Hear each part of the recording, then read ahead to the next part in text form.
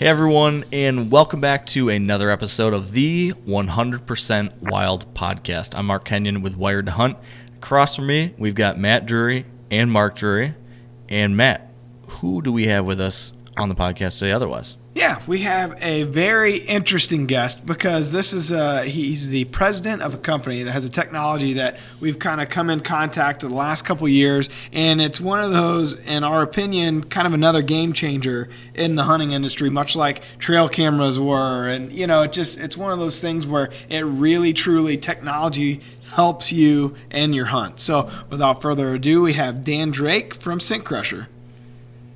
Thanks so much for having me on. Hey, Dan, how are you today? Going great. We're in Wichita just hanging out, so thanks for including me today. Good deal. Man, it's 100 degrees here in Missouri. How's it in Wichita? Exactly the same. And the convection oven here, you're scared to go out and get in the food plots. You might get sunburned. Yeah, it's brutal. Good deal. Well, we have a pretty good question today that I think we're going to be able to cover from a lot of different perspectives, but specifically I think it's an interesting question coming from the ozone question, and that's something that I think we get as many comments or emails about that as anything now when it comes to hunting and what you guys are doing. Have you tried ozone? Does it work? Mm-hmm. So I'm looking forward to kind of getting into this one today. Definitely. Do you want to just hop right into it, man? Yeah, let's do it. So the question of the day is brought to you by Cabela's, the world's foremost outfitter. Hey guys, my name's TJ DeVoe. I'm from Stevens Point, Wisconsin. My question is, how often do you guys wash your clothes in the middle of the season?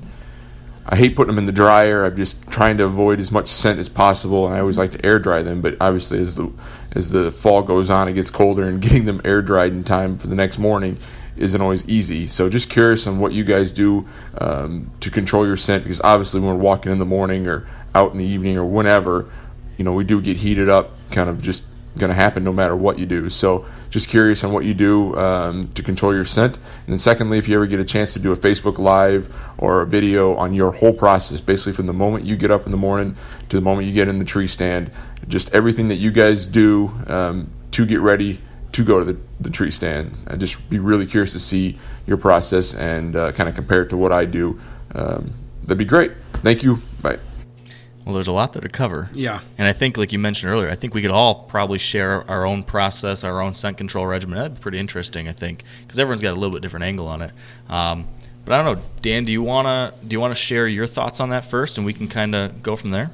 We can talk about your day from there. So as far as, Odor Crusher and how it works, it destroys all the bacteria that sits on your clothes. So I say as long as you don't get mud or blood on your clothes, you really don't have to wash them during the season at all.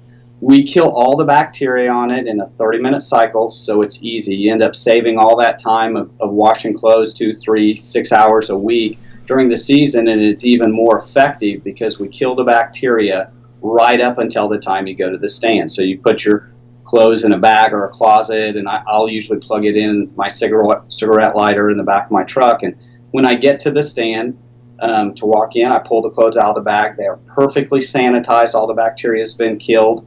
And you do that every day or every time you go to the stand, the perfect right before you go in. So unless you're creating a bunch of outside substance that you can't wipe off your clothes, like I said, mud or blood, then I don't think you need to wash your clothes at all. Just put them in the bag. And I think, Mark, you always say like you're doing a load of laundry, and that's our advice as to how you do it. It's easier, it's quicker, and it's more effective right before you walk in. Now, you guys actually have a laundry unit as well, don't you?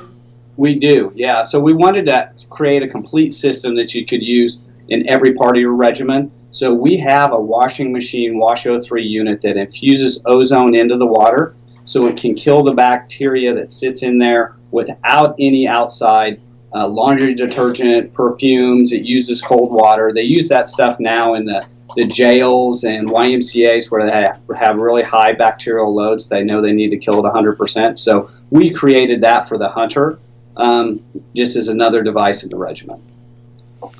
That's pretty interesting. And, it's fascinating to me because I think, with ozone technology, there's so many different ways you can use it in your regiment. Like you create your regiment around it. So whether you just have a little Odor Crusher go, Ozone Go, you just do it in your truck, or which is kind of a lot of the times what I'm stuck doing, leaving the office here and going straight to the lease or whatever the case may be. I might have my bag plugged in here in the office while I'm with my gear, but like my bow and that type of stuff, I'll leave it in the truck, let it run for 30 minutes while I'm finishing up here in the office, and then by the time I get in there, it's it's all ready to go. So it takes a reprogramming in your mind, really. The answer to the question is, well, do you use Ozone or do you not? Do you have the Scent Crusher system or do you not? Because prior to Scent Crusher, there's one answer to the question, and post Scent Crusher, the answer is much easier, and Dan just gave it.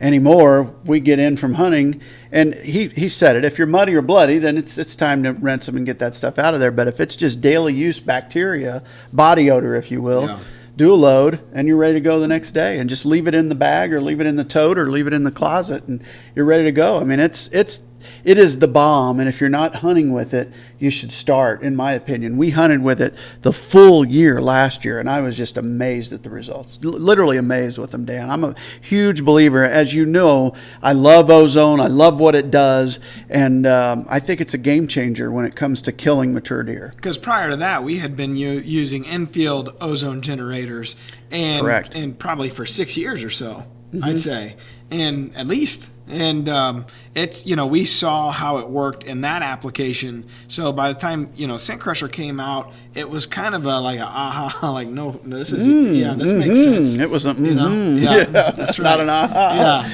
Yeah. So Ozone's definitely one of those things. I feel like if you're on the outside looking in, like if you haven't used it yet, it seems like can it really do that? Is this really another one of those things that you're selling for a bunch of money and want me to take out there? But it's when you see it, you do believe it. Now, I haven't used this type of application, but I've used an infield, ozonics type thing, and man, you see that with your eyes working, and it's hard to argue with it after you have that experience. So I can certainly see why something like this would be really intriguing, and the science behind it is very sound when it comes to how ozone changes that molecular formation of that scent particle. And that said, though, and I think maybe Dan, I would assume you'd agree. I know you guys agree, but there's also more to it, right? I think a sound scent control regimen is multifaceted. It's more than just taking care of your clothes. It's also a whole slew of other things, right? I mean, would you agree, Mark? Oh, absolutely. I would agree. Yeah, it's everything you do on a daily basis, but this makes it a lot easier. And so it's really, if you look at it for what it does over the long haul, is it any more expensive? I would argue that it is easier and more economical to go grab a tote or a bag than it is to continue buying the sprays and continue buying the detergents and all the other things that add up in cost. This is, over the long haul, it's a cheaper route. I was going to ask you, last fall while using this, did you still spray down? Because I still find myself, I don't know whether it's just kind of bred into my mind, like I still spray down quite a bit. Very seldom. Not much, in answer to your question. Because you're already killing it all with that. So why then add any other potential smells to it? The way I looked at it, Well, Dan, that's a good question. How does that interact? A spray or something like that interact with what's already been taken care of with the ozone? Well, anything that you introduce after the ozone treatment is new bacteria or something different. So if you feel comfortable using the sprays and the way they work to fight that perspiration on stuff, then you continue to use that regimen. What we've tried to do is be able to introduce ozone into every part of your life. So whether it starts with the washing machine and washing your clothes to going to the tote or the closet or the bag where you put every piece of your gear, your boots, your bow, your release, your camera gear, everything to kill it, to finally getting in your truck to go to the system, then you can plug in an Ozone Go and it kills all that, pet, dog food, kid smells that sit in your truck. We try to be able to introduce ozone everywhere in your environment so that you're completely sanitized 100% before you walk in there. And if you want to use other things once you get in there, you create a little bacteria as you walk in with perspiration. The ozone will stick on you for 20 to 40 minutes as you walk in. Before it becomes oxygen again, it continues to work some, but everybody's got a different amount of perspiration, and guys are welcome to use that as part of the regimen as well. So what does the rest of your scent control, what's the full beginning to the end process look like for you? I think we've talked about in the past, but maybe not since you've been using Scent Crusher. For me, I have the closet out in my shed by my house. I have a tote in my closet inside the house. So everything gear-wise goes in the big closet out in the shed, the camera bag, the bows, the things you take in on a day in and day out basis, boots. Inside the house, everything that I wore or am wearing throughout the season goes in the tote. I do 30 minutes on each, and then they stay there until I'm ready to go back out the next day. See, I hunt from the house, so I don't have to like take it out with me or do the Ozone Go as much because I'm generally just a few minutes from my stand. So I keep it, in the Ozone as long as I can till I'm ready to hunt. And it's for two of us, obviously, with a cameraman, Yep. Yeah, I rely heavily on the bag because I'm hunting out of my truck. Mm-hmm. At the least, primarily, I'm hunting out of the truck. And even when I'm not, if I'm going to Dad's or we're going to Illinois or whatever, still hunting out of the truck. So I tend to leave everything. They got an oversized gear bag that has rollers on it. Yep. I tend to leave everything I got in that bag. And then I have a tote in the back of my truck that is just always back there that kind of has the miscellaneous or the pack or the whatever, Yep. The bigger items, the bulkier items. And I've come to rely heavily on it because, frankly, I know that I'm not scent free after spending so much time here at the studio all day.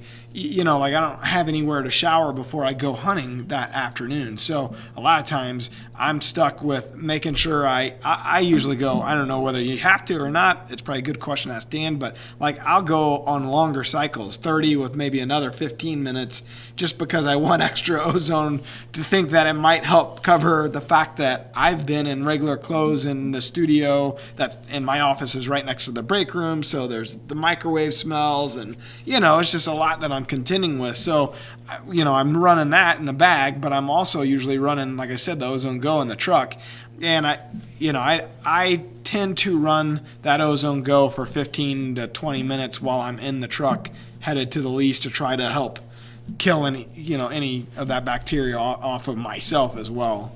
Because it just, like I said, I just don't have a chance to shower beforehand, typically. Would it be fair to say that you guys are both still not getting changed until you're out of the truck and you're at your property or everything like that still too, right? That's a good rule to follow. I get changed right there. And you ride the truck with it? Yeah. For me, I'm not getting changed till I change out in the element, and then when I'm done with the hunt that night, I'm putting it back in the bag, back into the truck. So mine almost never gets to a point where it's either in the timber or in outside, or it's in that bag. But I have that much confidence in it because I've seen it work to where the system's working, because in addition to putting it in the closet or putting it in the tote, then when we get in the field we add the two in-field ozone generators, and we just don't get smelled a whole heck of a lot unless the conditions are wrong. Really strong wind, they're going to get you. Really low pressure, they seem to get you, but high pressure, decent normal wind, we fool most of the deer that come by, and I attribute it to ozone. And we're talking about a regimen here, but realistically, we're always still looking for the right wind direction too. Oh, of course, We're still hunting smart. So. And Dan, answer me this question: we are unique in the fact in that we hunt every day, so mine gets treated every day for 4 straight months. Is there a cumulative effect where it's getting cleaner and cleaner and cleaner, or is it every day the same amount of? Every day it's the same amount. Matt was talking about how he's stinkier than the rest of us, so he had to use it a lot more. The truth is the hunting clothes are essentially clean. We do a whole bunch of sports stuff and stuff too, but you're essentially not sweating. So a 10-15 minute cycle is just as good as a 30-minute cycle. More is not better, but it's not harmful either. And the other thing, the system is easy, so you're not washing your clothes, so you're not fading your stuff, you're not tearing down the fabric. They will last longer.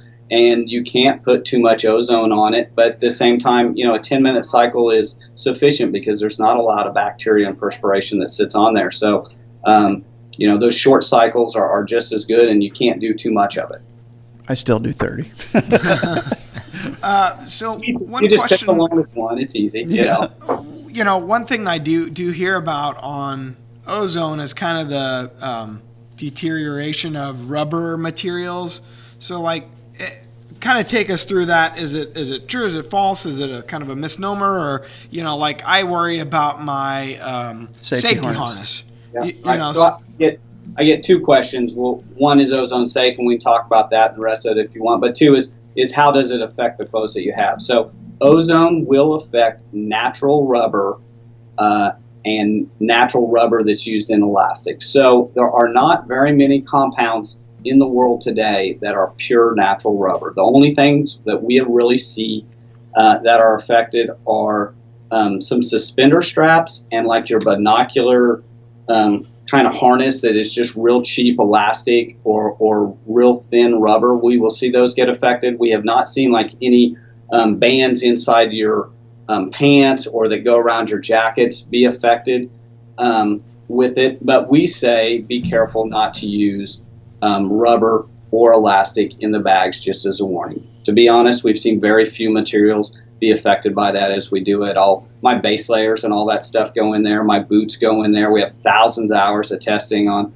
my set of muck boots and lacrosse boots and all those things. And all the camera equipment and all that stuff is just, it's not affected. It's safe. But if you're worried about a specific piece of gear, then, hang it outside the bag and zip it up if it's suspender straps or don't put it in there. But for the most part, everything is just fine to throw in there. What about the tether on the safety harness?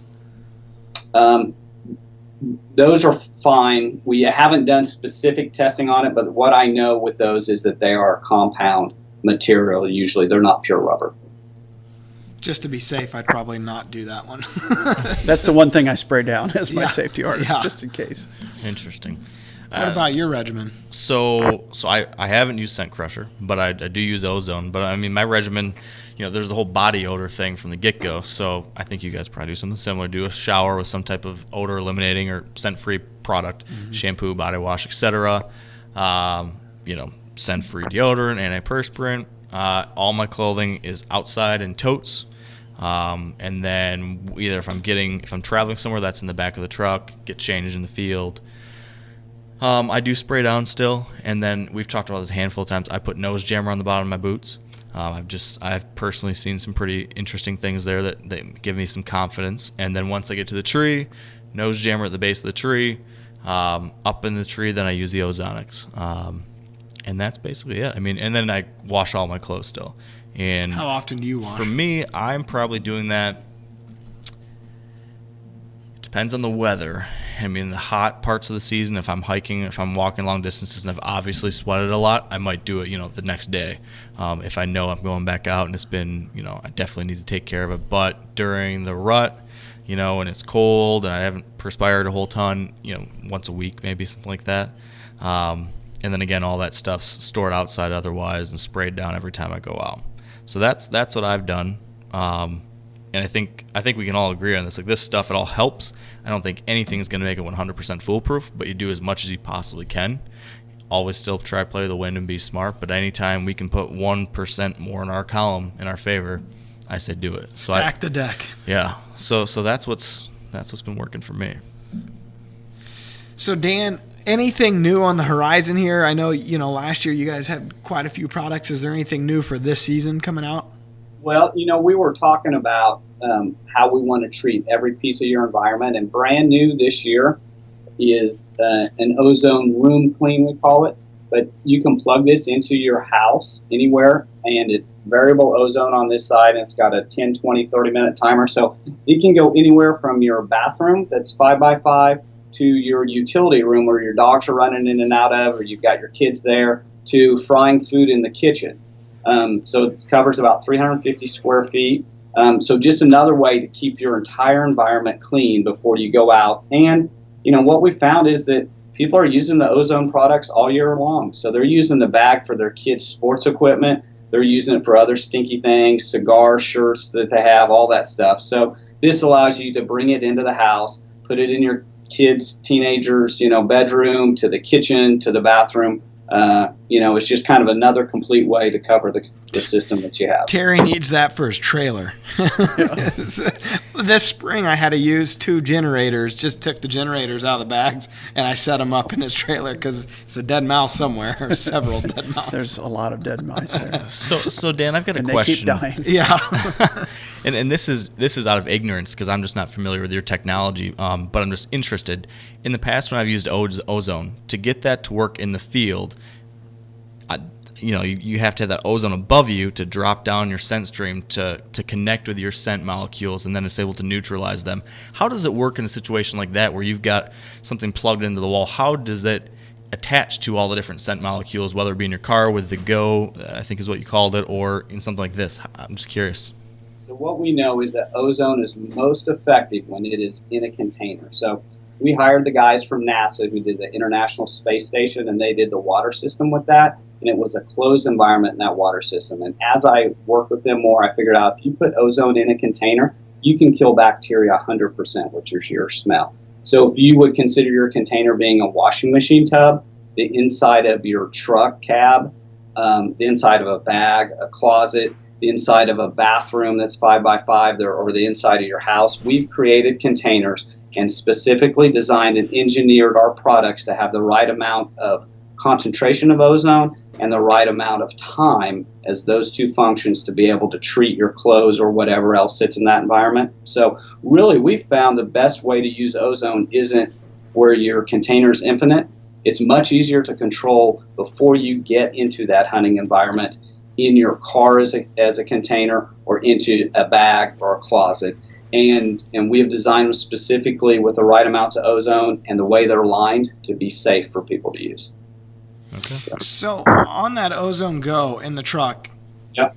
should you or should you not be in the vehicle while that's running? It is designed so that you can be in the vehicle while it's running.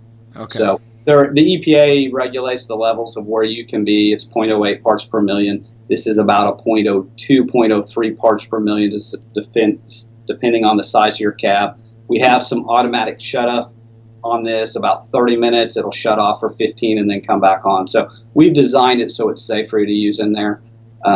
Some people don't like the smell of ozone. It's not hurting you with this product, but we found about 5% of the people are sensitive to the smell. And for those people, they just don't have to run it while they're in there. But everybody else we found uses it pretty much 365 days a year. They've got stinky kids and dogs and pizza and spilt milk and spit cups and all types of things that go in there. I have a car. I don't drive very much, and I got some mice that got into the AC unit with it, and I put this in there, and it destroys all that smell. So I had 2 neighbors. We were out for the 4th of July, not too long ago, and they were talking about the one has a son who's in hockey, and I was telling her about just kind of your product line, what it does, and she was a housewife. It's nothing to do with hunting. And so I gave her, I had 2 of those Ozone Goes, so I gave one to her, and then our other neighbor, she's a smoker, and she, her husband was kind of giving her crap saying her vehicle smelled so bad inside, and I gave the other one to her, and they couldn't believe how well they worked. And these are people, they're just not hunters. To your point, it can be used in many applications. Yep. And I think that's why people have found that it's great, because you can use it all year round, and you don't have to just justify it to your significant other that this is for the hunting season that's 60 days. It's really for the whole family all year round. So, well, Dan, are you not launching a whole nother division? We are. So we just launched a division called Odor Crusher. So Scent Crusher is the hunting side of the business, and Odor Crusher is the sports and military and tactical side. So we cover all the same stinky stuff that's hockey, football, soccer, lacrosse equipment in mom's minivan to military and tactical stuff. So the bulletproof vest, the tactical gear, the helmet that the police and military can't clean, we're starting to clean that stuff too. Awesome. Yeah. Cool technology. It is cool technology. Pretty neat. Yeah. Ozone. It's eye-opening. Yeah, it's really like, what are the other ways that, you can use it, and as a hunter, you're always trying to find the edge, as you mentioned. It's always. I wonder what things are going to be in the future with ozone. Yeah. It's hard to say. NASA perfected it in the 70s, and now, here we are, 2015, and we're able to apply it to everyday uses in the hunting environment. It's just awesome. So It's kind of amazing the things that have come out of NASA that went from NASA to consumer products. Velcro. Dippin' Dots. I mean, the essentials in life. Yeah. So anything else when it comes to scent control that we need to be touching on here? We've kind of gone through some ozone stuff, some basic body care. And for your regimen, because back to this guy's question, he's asking to do a Facebook Live or whatever to see it all. And so you're using scent-free detergents. Oh, yeah, you're using scent-free I skipped over that part, assuming everyone was. But, yeah, scent-free everything. And I used the Scent Away. And then they had that titanium pack. I started using that in the rinse cycle. And then to the dryer, then to the ozone. So, every step you can possibly take. Yeah. Seems like check all the boxes. Yeah, that's right. I mean, at this point, most people I think you know of, and almost every clothing has some sort of scent technology in it, right? Yeah, whether it's carbon or zeolite, whatever it is. Polygene. Yeah. So. Here's a question about showers. I always wonder if I'm going to hunt a morning sit and an evening sit. So I always shower in the morning before I go out in the morning, but then lots of times I don't want to shower again before the afternoon sit. In that situation, do you shower before each sit? I generally shower twice a day, yep. But often, a lot of the season, we're only hunting the afternoons, so I will shower prior to the hunt, and then I'm typically shower prior to bed. Okay. If we're at Dad's, the bunkhouse where we sleep, it just has a smell that we need like 10 of those rooms. We're just hammering poor Terry smells. Well, he's not here. Yeah, when he's not here to defend himself. No one wants to go there and hunt anymore. But you have a maybe his plan. Yeah, that probably is his plan. So we set up that closet out in this we call it the war room, but it's kind of it's a scent-free zone, so to speak. And we set that closet out there. Well, I finally started putting all my clothes when I go up there, my scent crusher bag and all that stuff, I just leave it over there. The problem is just from being asleep in that, in that bunkhouse, you have to take a shower in the morning. If you're hunting, if it's during the rut or whatever, you got to take a shower before each hunt because your hair, your hat, you just reek of that smell. And I assume there's a lot of hunting cabins out there like that. Oh my goodness, yes. Probably. A lot of guys, their crew is, they're not used, they're musty, smoke, partying before, because a lot of guys hunting camps is not necessarily to the degree that these guys hunt every day. It's just gun season or you know what I mean. It's as much about the good time as anything. We don't use scented soap the entire year because of that. Yeah. And last fall, particularly, I went in to do a load of laundry and the fumes just nailed me. And I'm used to no smell when I open that. And I went and found Taylor as quick as I could because I knew what had happened, Yeah. And I was like, why does my washing machine smell? And she was like, I don't know, And then I found the soap that she used, and I went and hid it from her for the rest of the year. Poured it out. And I gently reminded her that it's a scent-free washing machine, and I want it that way year-round. Yeah. I don't want any smells in there, because if you introduce smells to them, you're asking for trouble. It's a scent-free home. It is a scent-free home, literally. That's good. Dad tries to be. Yeah, literally. I know some people, I think even Grant Woods is someone who has a separate washing and drying machine just for hunting clothes to keep it 100% scent-free. That's something that is worth just reiterating again, and I think it's something that we've kind of alluded to, and there's a lot of ways you can deal with this, including a bag like you guys are using, but it's not just your clothing, it's all the little accessories, anything that can hold on to some scent. It can be the release on your bow, it could be your binocular straps, it could be... Think about your pack. Oh yeah. I mean, there's so many things in there that hold scent that I think a lot of guys overlook. And that stuff just gets thrown in the back of the truck or something. Think of that nasty pull-up rope that you've had for 6-7 years with sweat, blood, all the nasty bacteria. That's where Scent Crusher trumps everything else because you can put all that stuff in that closet, do a load for 30 minutes, and clean it all. It's like it's you're clean again. Yeah. Yeah. I think definitely paying attention to all those little things is key. So. Good deal. Dan, anything else you want to add on that front? No, we're excited that that you guys are talking about it and using it. And Kenyon, we're going to make sure that you have a bag so you save hours and hours every week this fall, so you won't have to stay at home, wash clothes, and stay up late. He's got an early season trip planned where he's kind of a DIY trip. I guarantee you that you could benefit from that. That is a perfect application for it because I don't have good access to showers, no drying machine or washing machine. Yeah. So that is actually, I'm going to have to give that a try. What's that? Yeah. I said a big elk hunt you're going to take? This is actually a western whitetail hunt. I'm going to do a public land hunt in Montana and North Dakota. Right on.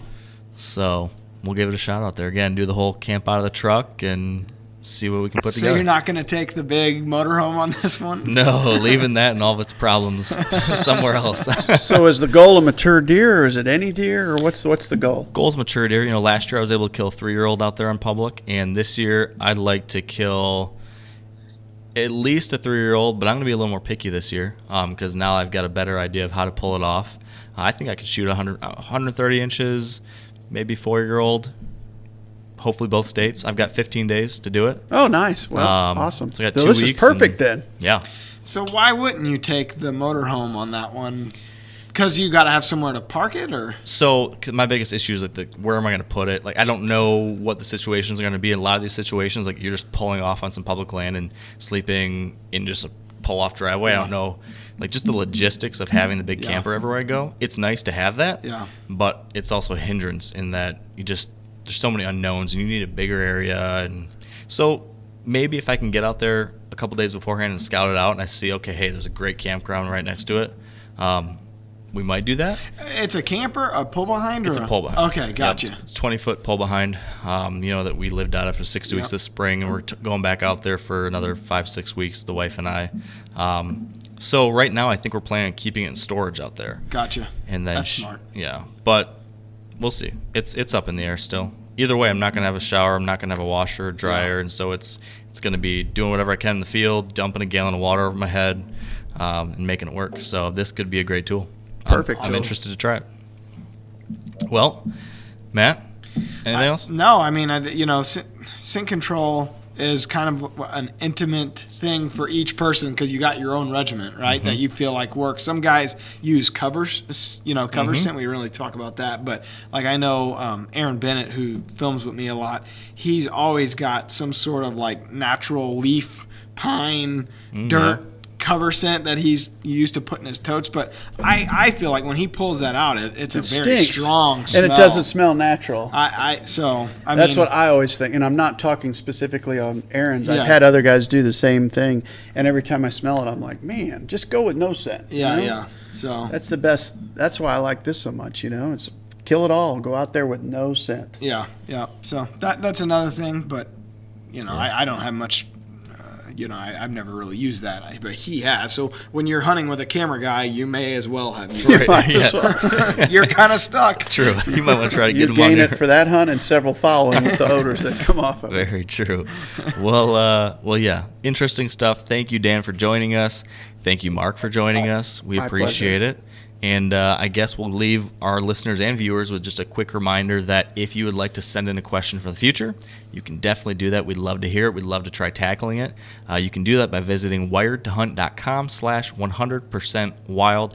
And if you want to listen to future audio episodes, you can subscribe to the podcast on the Apple Podcast app, Google Play, Stitcher, or wiredtohunt.com. You can find it in all those different places. So check that out. And Matt? As always, you can follow along with the video version of this podcast at the Drury Outdoors YouTube channel and follow along with all of our original hunts, throwback hunts. We have Killing It in the Kitchen segments with Taylor. Some really cool stuff over on the YouTube channel. So as we start ramping into the fall here, definitely be paying attention to that because we're going to try to turn around some hunts that happened this fall and edit them and put them up on the channel. We did some of that for the first time this spring. Worked out really good. It was a fun thing to do. So anyways, more of that coming at you. Follow us on social at Drury Outdoors on all the social channels. And until next time. Thanks for listening. Yeah. Peace.